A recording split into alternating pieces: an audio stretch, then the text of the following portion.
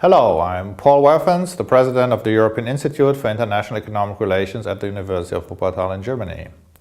I should like to share some thoughts today about the OMT program of the European Central Bank. The OMT program has been announced by the European Central Bank in 2012 and basically says that conditional upon an adjustment program of a euro country with the ESM, a rescue fund, the ECB will have unlimited interventions in the respective bond markets. So they would buy with a maturity range of 1 to 3 years bonds from the respective country. And of course the main effect will be a decline of the interest rate of that country. There has been much criticism against the OMT program, particularly from the head of the IFO Institute in Munich, and there was also this hearing before the German Constitutional Court in Karlsruhe. Basically, the critics have argued that an OMT program is a kind of a hidden fiscal policy that is artificially reducing the interest rate for government and is taking away incentives for coming up with adequate structural reforms. Well, I have a very different view on that, and to explain this, let's simply look at the case of Switzerland. Now, the Swiss Central Bank in September 2009 has decided that it would be appropriate to announce that there is a critical limit on the exchange rate of the Swiss franc vis-à-vis the euro. The Swiss Central Bank was worried that there would be a strong and ongoing appreciation of the Swiss franc, which would undermine the exports of Switzerland, and this of course would then reduce growth, would increase unemployment and so on. So what the Swiss Central Bank said is that if there is pressure on the exchange rate and there is a prospect that it might go beyond the 1.20 Swiss franc per euro limit, then there will be, and I quote, unlimited interventions in the foreign exchange market. So there would be unlimited buying of foreign exchange. Now, is the word unlimited indicating here that the Swiss Central Bank is not careful in its wording? No, just on the contrary. If the central bank, as is the case, is facing a big capital market and a lot of potential speculators, well then, of course, you need to give a credible and clear signal. Assume the Swiss Central Bank would say, oh, we will intervene in the foreign exchange market if there is pressure at this 1.20 Swiss franc per euro limit. And actually there is a limit of 50 billion euro. We will not buy more than 50 billion euro, but of course we will intervene in the market. Now what would happen, of course, is that with such a weak signal, speculators would immediately heavily test the Swiss Central Bank. There would be a wave of speculation in the foreign exchange market, and the Swiss Central Bank would find out that it is absolutely impossible to defend the 1.20 Swiss franc per euro limit. So it could not reach its goal. Therefore, the Swiss Central Bank has acted quite responsibly and in a rational fashion, and it has indicated there will be unlimited buying of foreign exchange in the critical case. So this gives a signal to speculators that they might face heavy losses if they bet too much on an appreciation of the Swiss franc.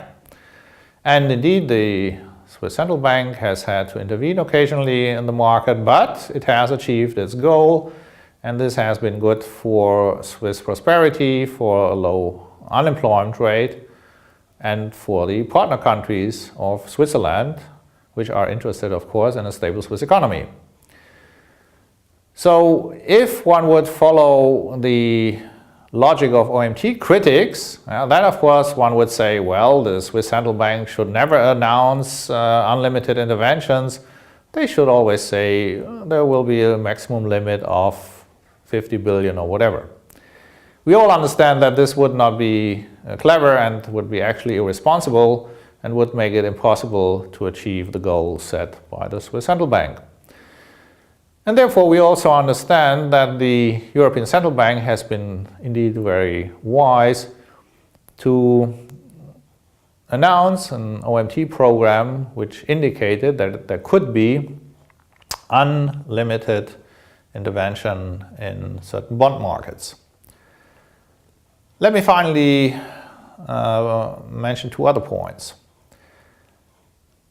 One key aspect of an OMT program, or we could say of a central bank buying bonds, is that of course you get certain economic effects. If we look at the United States or the United Kingdom with the quantitative easing program in 2008 to 2014, we can see that the traditional effects, of course, as suggested by the Branson model, is a depreciation of the currency and a decline of the interest rate. Now, if there is a depreciation of the British pound and the US dollar, that of course implies that there is an appreciation of the euro.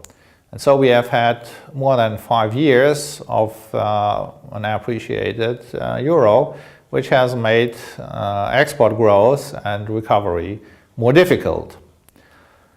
So I think it would be wise if the European Central Bank would be in the same position as the US and the United Kingdom and actually would have the option of quantitative easing. So to do so, you need basically Eurobonds. You need a supranational asset, and it's up to the parliaments of Euro area member countries to create such a new supranational asset. So it would be possible to pool national bonds in such a supranational Eurobond, let's say up to 10% of GDP or maybe a little bit more.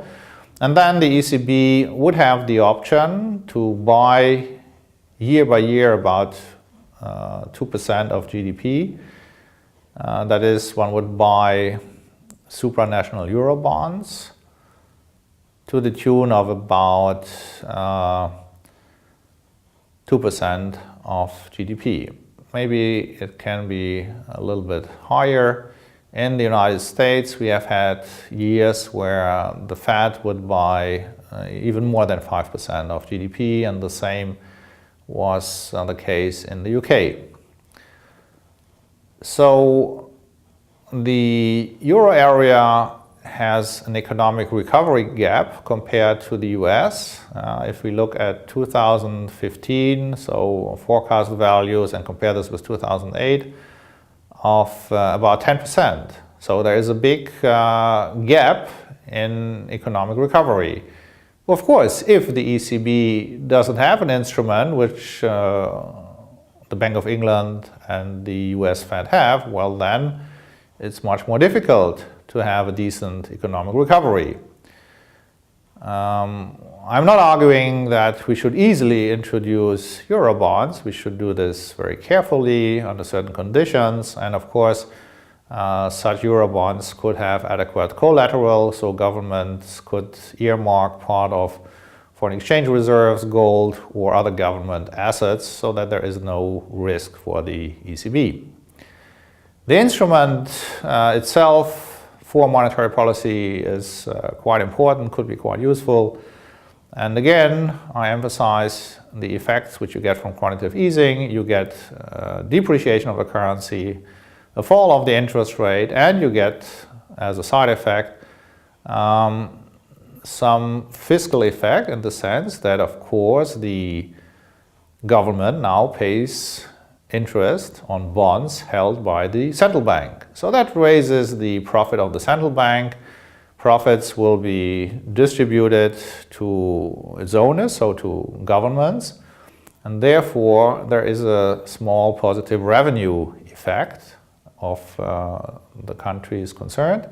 So for instance, Germany has 80% of the ECB's equity capital, and it gets then of course also an adequate part of profits.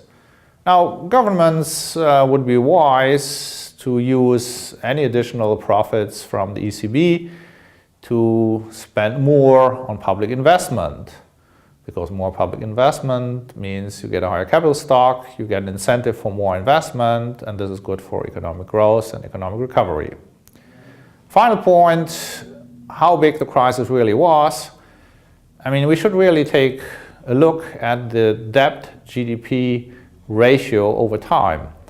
So when you compare 2008 and 2013, we can see that within that period, the debt-GDP ratio of the euro area has increased by 25 percentage points, that of the US by about 30%, and that of the UK by nearly 40%. So that suggests that the biggest problem actually is in the UK. And I must emphasize that this debt shock, which we have seen after the banking crisis in Western OECD countries, is a very serious challenge. We should take some time to reduce debt-GDP ratios. And the best thing you can do is, of course, to limit deficits on the one hand, and to have an economic policy which encourages economic growth. In that field, there is a need for more European cooperation. We should be very careful not to expect miracles from Brussels, particularly since spending money in Brussels often is not really efficient. So there are some studies which suggest, for instance, that from the EU regional funds, only 50% of the spending is really having positive economic effects. So there is need for reforms in Brussels, and I'm sure that the new Commission under President Juncker will have an eye on this. On the other hand, there is room for more cooperation among Euro member countries. So Germany, for instance, France, Italy, Spain, the Netherlands, and other countries could sit together and could adopt a broader public investment program, and also more incentive for investment in modern networks. So broadband network investment would be quite important. We have presented empirical evidence here at the European Institute in a recent paper, which I have written myself with Tony Iravan. This shows that higher internet intensity and higher broadband density contributes to innovation performance of EU member countries. We need more innovation, we need higher economic growth, and we have also to carefully avoid deflationary pressure, which might actually come in 2015.